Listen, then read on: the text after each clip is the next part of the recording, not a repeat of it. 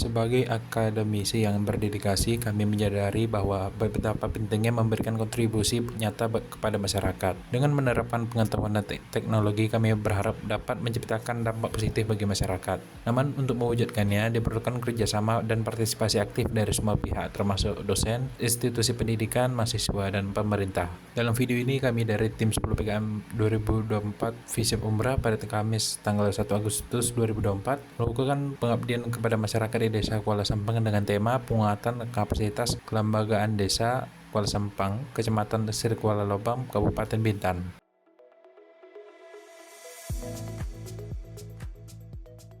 Kami lebih kepada pendekatan governansi komunitas, yaitu di mana Bapak Ibu merupakan pemangku kepentingan yang kalau tidak Bapak Ibu memang desa ini tidak berjalan dengan maksimal, sehingga kita harus menyamakan persepsi tentang posisi Bapak Ibu di lembaga desa masing-masing. Konsepnya itu ada 3. Yang pertama adalah partisipatif aktif, yaitu masyarakat desa terlibat secara efektif dalam pengambilan keputusan dan implementasi program pembangunan desa. Lebih simpelnya, selanjutnya penggunaan dana desa. Jadi bapak-bapak juga dilibatkan dalam penganggaran dana desa. Kemudian adalah akuntabilitas, artinya pemerintah desa mempertanggungjawabkan kinerja secara transparan kepada masyarakat. Kemudian kemitraan, yaitu terjalin kerjasama erat antara pemerintah desa, BPD, dan organisasi masyarakat dalam pengelolaan desa. Kemudian peran masyarakat dalam penguatan kelembagaan. Ini kita bicara tentang kelembagaan. Yang pertama itu adalah identifikasi potensi, yaitu masyarakat berpartisipasi dalam mengidentifikasi potensi dan sumber daya desa yang dapat dikembangkan. Bisa digali lagi potensi apa yang ada di desa ini selain wisatanya, tapi juga sumber daya alam juga bisa digali. Yang kedua adalah penyusun kebijakan, yaitu masyarakat terlibat dalam penyusunan kebijakan dan program pembangunan desa. Jadi yang tadi saya singgung adalah penggunaan dana desa dan kebijakan-kebijakan lain yang dianggap perlu. Karena desa memiliki wewenang untuk mengeluarkan peraturan. Kemudian pengawasan, masyarakat melakukan pengawasan terhadap jalannya pemerintahan dan pembangunan desa. Pembangunan di sini tidak hanya dalam penggunaan anggaran dana desa, tapi juga dari pihak luar, baik itu dari dinas ataupun dari termasuk dari kami kita bisa berkolaborasi dari kampus dalam menggali potensi ataupun dalam pembangunan desa. Kemudian gotong royong, masyarakat bergotong royong dalam melaksanakan kegiatan pembangunan desa. Jadi memang ini gotong royong merupakan salah satu budaya nasional kita ya, gotong royong. Jadi katanya kalau Pancasila itu diperas menjadi intisarinya ya gotong royong. Identifikasi potensi dan permasalahan desa. Potensi yang pertama potensi sumber daya alam, yang kedua potensi sumber daya manusia. Sumber daya manusia ini juga menjadi hal yang difokuskan desa, baik itu dalam kelembagaan maupun juga masyarakat. Itu juga menjadi PR kita bersama. Yang ketiga adalah permasalahan pembangunan. Desa itu diharapkan tidak hanya mengharapkan anggaran ataupun keuangan dari negara, tapi juga diharapkan bisa mengelola, bahkan bisa mendapatkan profit dari desa tersebut. Kemudian aspirasi masyarakat, ini juga untuk kita bersama juga pendapat-pendapat dari Bapak Ibu juga sebenarnya sudah ada wadahnya sebenarnya BPD, tapi apakah itu sampai ataupun yang disampaikan 10 mungkin yang ke BPD 3 nanti sampai ke desanya mungkin tinggal 1 ide-idenya. Itu juga perlu kita buatkan platform, ataupun kalau kita lebih simpelnya kita bikin pertemuan rutinan sebulan sekali antara masyarakat, apalagi tidak kelembagaan desa dengan pihak desa duduk bersama apa kira-kira yang diinginkan oleh masyarakat melalui Bapak Ibu RT RW kepada pemerintah ataupun sebaliknya, itu juga bisa dilakukan. Oke, yang bisa dilakukan apa? Yang pertama adalah pelatihan aparatur desa. Itu tidak harus tidak harus berbayar, karena kalau kita belajar dari COVID kemarin banyak itu pelatihan online. Kita modal laptop dan internet, kita bisa mengikuti pelatihan banyak sekali. Yang kedua adalah penguatan lembaga BPD. Ini saya dengar juga BPD ini juga sangat harmonis lah dengan desa, karena saya juga lihat beberapa desa yang kalau BPD dengan desa agak kurang harmonis, itu kurang, dan ya seperti presiden dengan DPR lah. Kalau tidak harmonis DPR dengan presiden, ya akan susah, karena tidak ketemunya nanti susah. Yaitu dengan memperkuat Badan Permusyawaratan Desa sebagai lembaga pengawas dan penampung aspirasi dari masyarakat. Kemudian yang ketiga, pembentukan kelompok swadaya, yaitu mendorong terbentuknya kelompok masyarakat sesuai dengan kebutuhan desa. Kemudian peningkatan partisipasi dari masyarakat, yaitu dengan melakukan musyawarah desa, kemudian gotong royong, kemudian komunikasi dua arah dan juga kita bahas, kemudian kemitraan strategis. Ini kemitraan strategis ini sebenarnya banyak potensi yang bisa digali dari masyarakat. Kemudian pengelolaan sumber daya desa berbasis komunitas, yaitu mendata, identifikasi yaitu mendata dan mengkaji sumber daya desa yang dimiliki.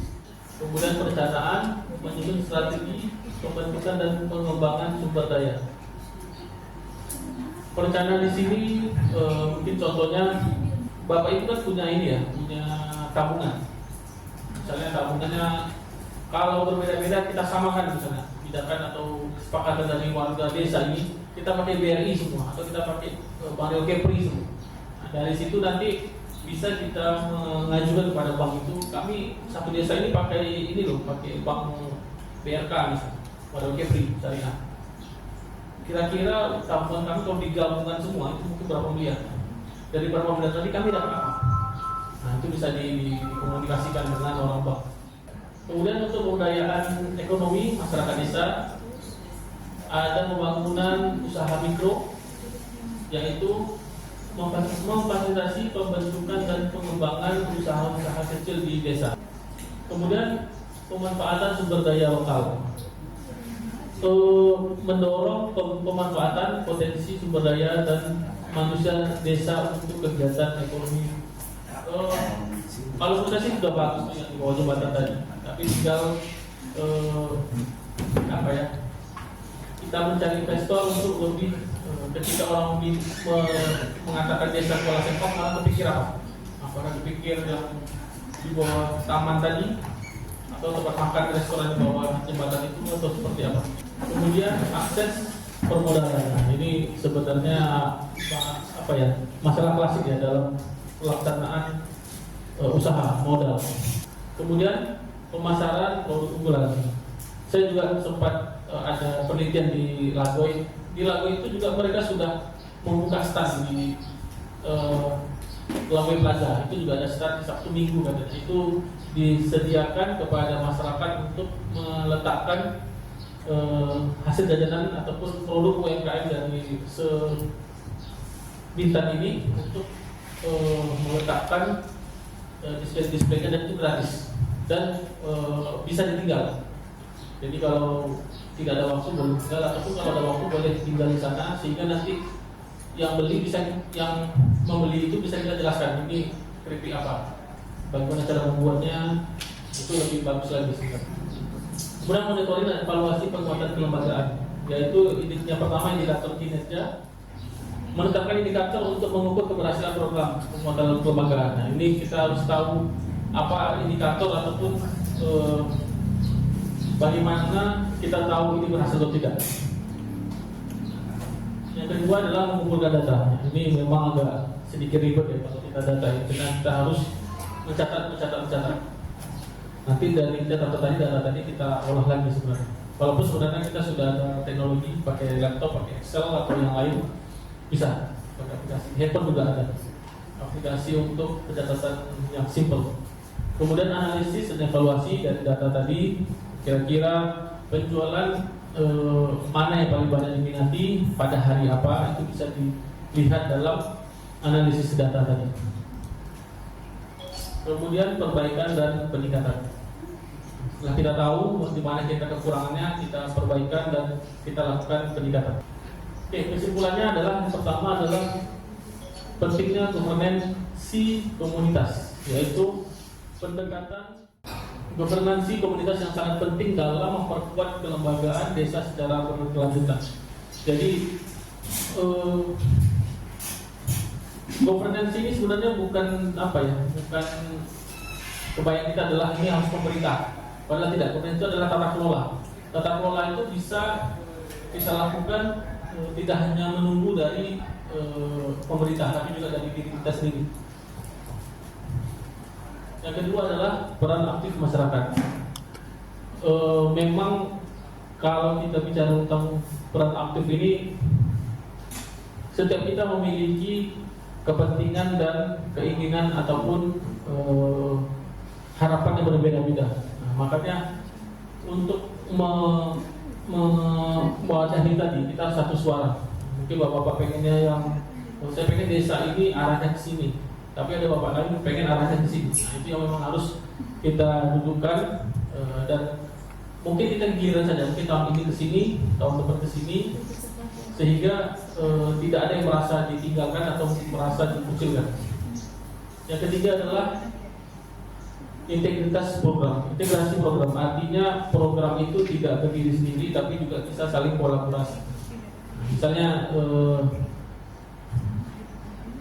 tadi kelompok tentang pariwisata bisa kolaborasi dengan di bagian perikanan. Mungkin apa yang didapat dari kelompok-kelompok di nelayan bisa dijual langsung atau melalui restoran tadi yang di bawah jembatan tadi, sehingga saling kolaborasi antara kelompok-kelompok yang ada di desa.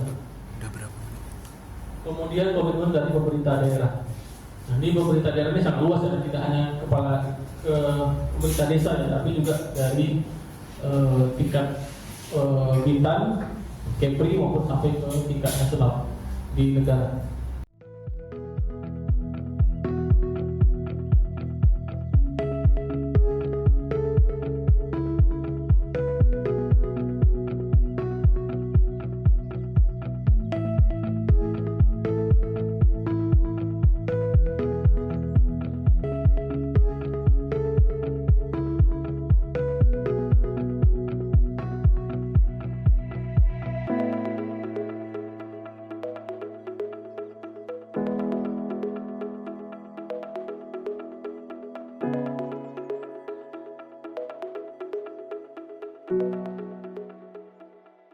Pemuda juga memiliki peran penting untuk memberikan ide-ide segar atau ide-ide baru melalui platform ataupun keterampilan yang relevan.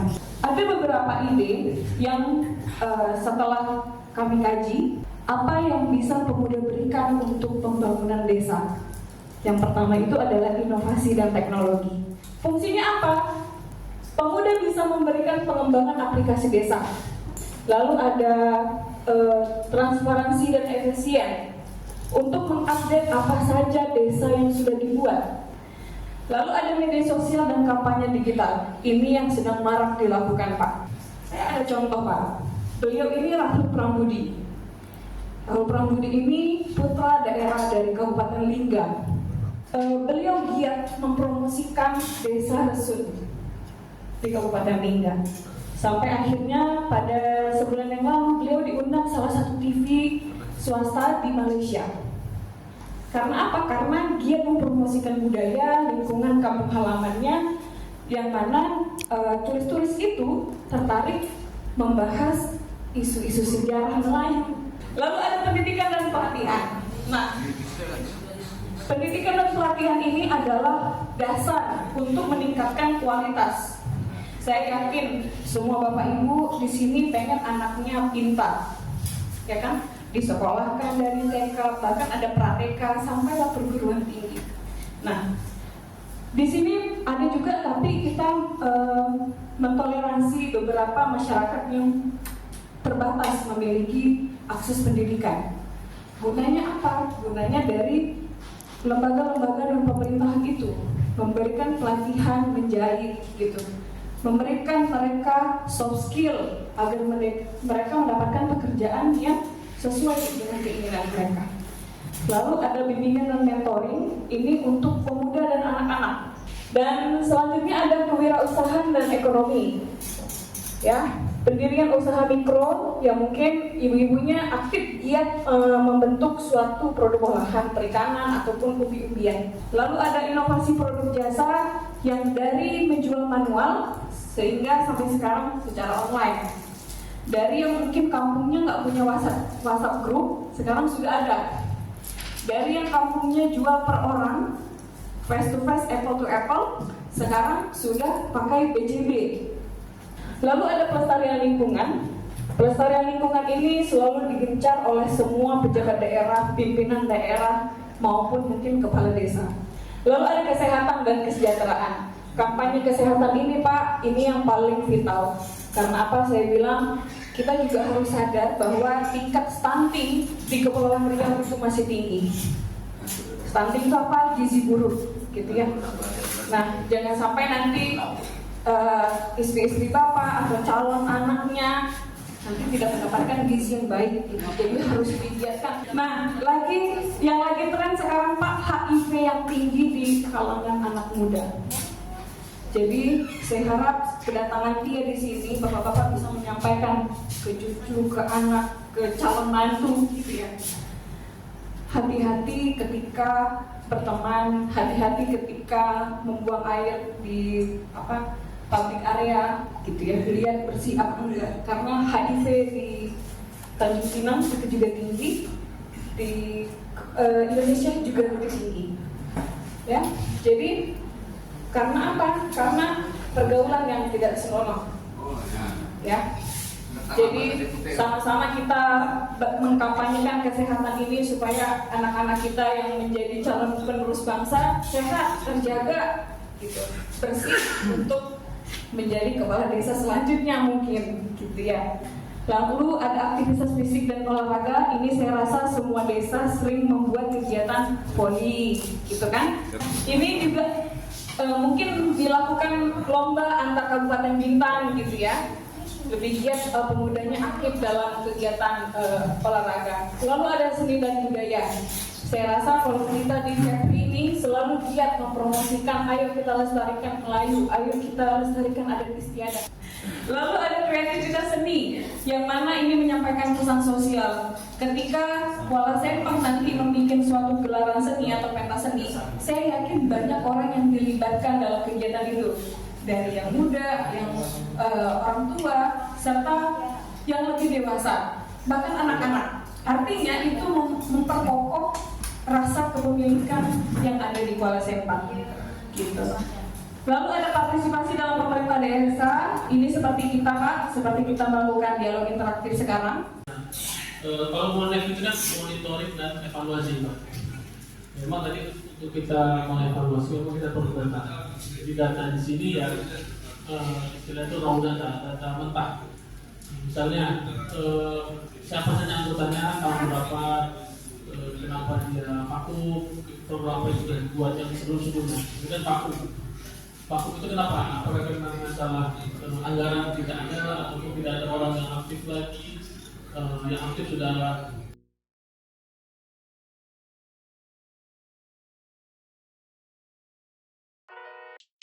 Demikian serangkaian kegiatan pengabdian kepada masyarakat yang telah kami selesaikan di Desa Kuala Sempang. Kami berharap kegiatan ini membawa manfaat konkret bagi masyarakat dan dapat menginspirasi untuk terus aktif berkontribusi. Terima kasih kepada semua pihak yang telah memberikan dukungan dan berpartisipasi. Mari kita tetap bersatu dan bekerja sama untuk menciptakan perubahan positif di lingkungan kita. Terima kasih telah menonton video ini. Sampai jumpa di lain waktu.